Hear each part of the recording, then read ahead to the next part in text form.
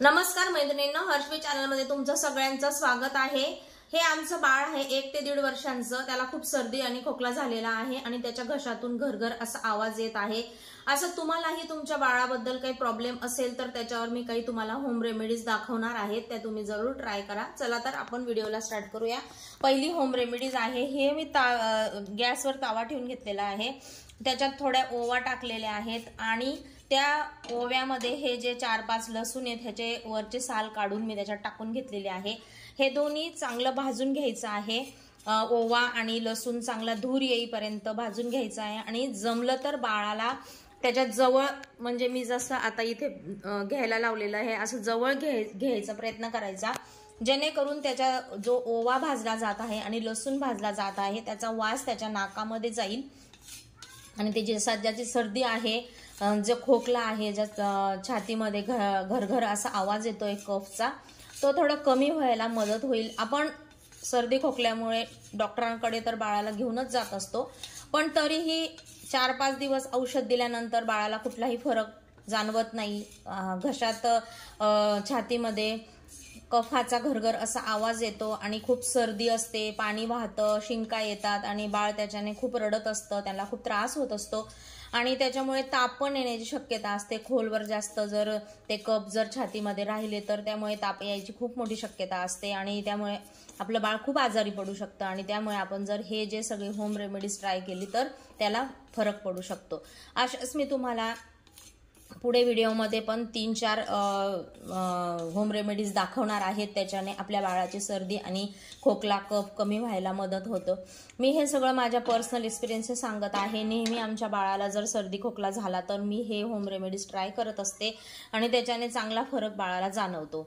हे आता मी चांगलं भाजून घेतलेलं आहे। भाजून झाल्यानंतर हा हातरुमाल आहे, याच्यावर मी स्वच्छ असा ह्याच्यावर मी कॉटनच्या हातरुमालावर टाकून घेणार आहे आणि याची पोटली तयार करणार आहे। याच्या अगोदरही मी तुम्हाला ह्याचा व्हिडिओ दाखवलेला आहे, तरी पण ह्या व्हिडिओमध्ये मी सगळ्या होम रेमेडीज ज्या आहेत त्या सगळ्या एकत्र ह्या व्हिडिओमध्ये दाखवणार आहेत। चला तर हे आपण चांगलं भाजलं गेलं आहे, ह्याचा चांगला वास पण सुटलेला आहे, धूर येत आहे। हे आपण याच्यात टाकून घेणार आहोत नॅपकिन मध्ये आणि रबराने ह्याला बांधून घेणार आहे, ह्याची पोटली तयार करून घेणार आहे आणि याच्यामुळे बाळाला जर हे धूर निघत आहे ह्याच्याने खूप व्यवस्थित असं नाकात वास गेल्यावर छान वाटतं आणि बाळाला त्याच्या त्रासापासून मुक्तता मिळते। बघा मैत्रिणींनो, पोटली तयार करून घेतलेली आहे।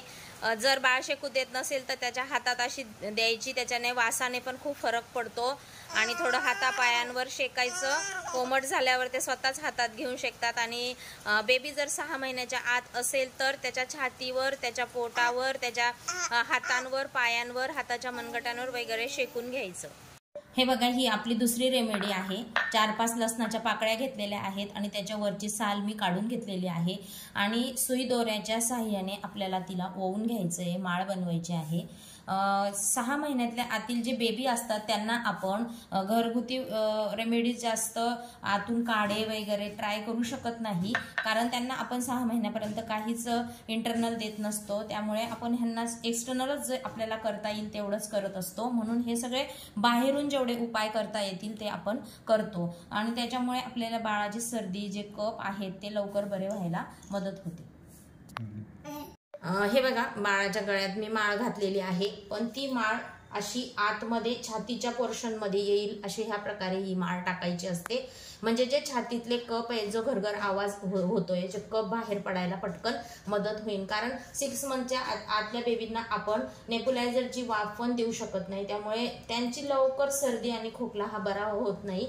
आमचं बाळ 1-1.5 वर्षाचं आहे, पण तरी त्याला खूप जास्त सर्दी खोकला झालेला आहे आणि जो काही चिकट कप त्याच्या छातीमध्ये साठलेला आहे त्याच्याने घरघर आवाज येतो, तो निघायला मदत होईल। हा आपला 3rd उपाय आहे।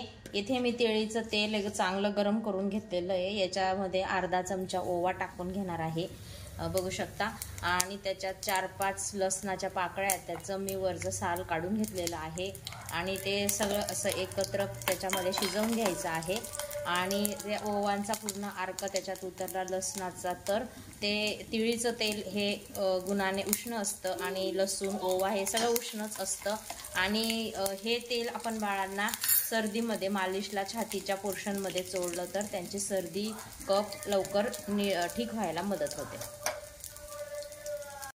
आता आपला चौथा उपाय आहे. हे जे मी तेल बनवलं होतं ते तेल मी एका वाटीत गाळून घेतलेलं आहे, वाटी चमच्या साह्याने. आमचं बाळ आता मोठं आहे, आम्ही आधी त्याची मालिश करत नाहीत आणि म्हणून आम्ही तेल जास्त बनवलेलं नाही आहे, फक्त ह्या पानावर लावण्यापुरतंच बनवलेलं आहे. तुम्ही या तेलाची क्वांटिटी वाढवू शकता. जास्त तेल आणि त्याच्यामध्ये लसणाचे प्रमाण वाढवून तुम्ही जास्त तेल तयार करून तुम्ही ते स्टोअर करू शकता आणि त्याच्याने हिवाळ्यामध्ये किंवा अशीही बाळाला सर्दी झाली असेल तेव्हा मालिश करू शकता. त्या तेलाने बाळाच्या सर्दीमध्ये किंवा उन्हाळ्यात हिवाळ्यात चांगली ऊब सुद्धा मिळू शकते. हे मी खायचं पान घेतलेलं आहे, कुणी याला विड्याचं पान असंही म्हणतात. हे पानाला मी ते जे तेल बनवलेलं आहे ते चमच्याच्या साह्याने व्यवस्थित सगळीकडे लावून घेतलेलं आहे. तवा गरम करायला ठेवलेला आहे आणि तव्यावर हे पान मी शेकून घेणार आहे.